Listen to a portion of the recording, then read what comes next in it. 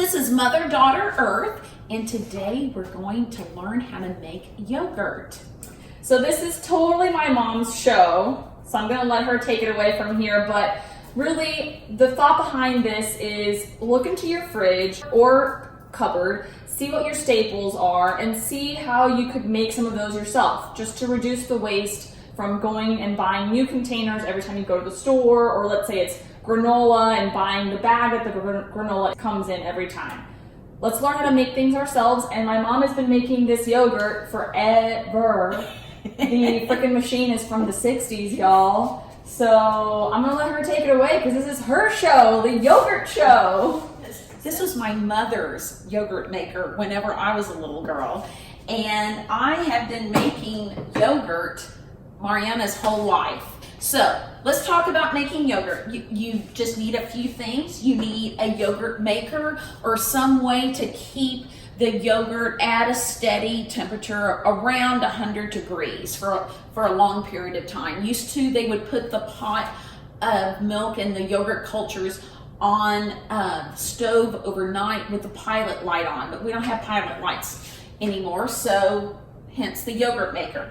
You'll need some containers for the yogurt, and whenever over the years some of the containers had gotten broken, so I went online and ordered some more from eBay. You'll need some milk. You can make it with skim milk. This is 2%, or you can do it with whole milk. You'll need a pot, and you need a thermometer, and you need active yogurt culture. So here's some yogurt that I have left over from my last batch. So what I'm going to do is put enough milk in the pot to make the appropriate amount of yogurt. So I'm measuring out 5 of these, and then I will turn on the stove, put my thermometer in, and then I will wait until it gets to be 175 degrees. Okay, we're 19 minutes into the process, and we are at about 165 degrees. So we need only 10 more degrees. So it's almost ready to turn off the flame.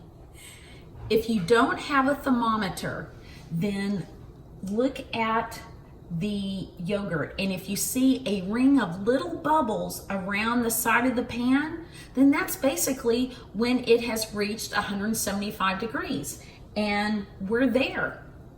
Turn off the flame, and now we need to wait for the milk to cool to somewhere between 95 degrees and 110 degrees.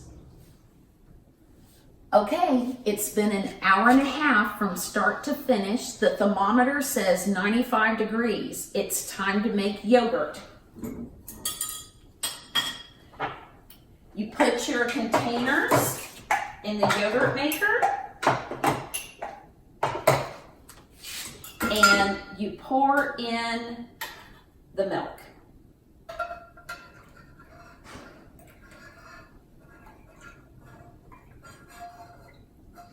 All the containers are full of milk.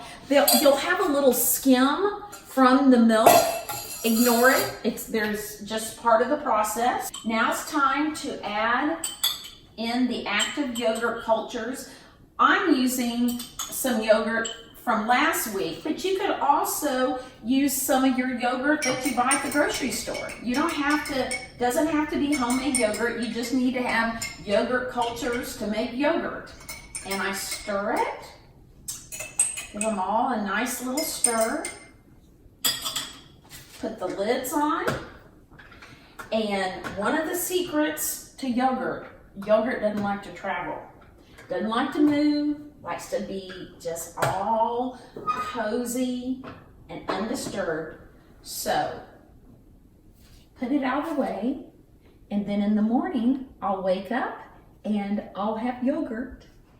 So just to recap, all we did was, or not we, my mom, heat the milk, cool the milk, pour said milk into the containers and let it sit. I know along the way it may seem a little daunting with the temperatures and whatnot, but it's really very simple. And the best part, no sugars added, no preservatives. I don't even know if store-bought yogurt has preservatives. Who knows? But this has got none of it. It's literally just milk. And if you can get your milk from a local farmer, then even better. So easy way to make your own yogurt, be super healthy, and yeah, not have to throw away those containers every time. that's it. So there's your yogurt how-to.